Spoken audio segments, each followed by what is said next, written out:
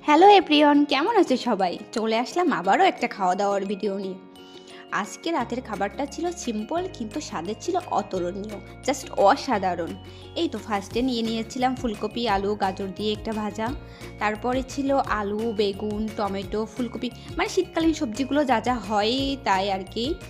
আর সাথে ছিল স্পেশাল আমার মায়ের হাতের তৈরি কুমড়ো বড়ি আর ট্যাংরা মাছ। ট্যাংরা মাছগুলো কিন্তু দেশি, আমি গ্রামের বাড়ি থেকে আনছিলাম। স্বাদটা ছিল জাস্ট অসাধারণ, ফাটাফাটি। আর টেস্টটা কি বলবো, কি যে খেতে ভালো হয়েছিল এই রান্নাটা। তারপরে শেষে নিয়েছিলাম এই তো খাসির মাংসের লাল লাল ঝোল। মানে শীতের রাতে যদি খাসির মাংসের এমন একটা আইটেম থাকে তাহলে কি কিছু লাগবে আমাদের? লাগবেই না। এই তো এই যে খাসির মাংস একটু নিয়ে ভালো করে ভাতটা মাখিয়ে একটু ঝোল, একটু আলু আর পেঁয়াজ, টমেটো, কাঁচামরিচ দিয়ে সব কিছু দিয়ে একটা সালাদ, জাস্ট অসাধারণ খেতে।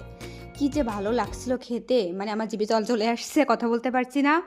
তো ভিডিওটা আছে এই পর্যন্তই। সবাই ভালো থাকো, সুস্থ থাকো, টাটা।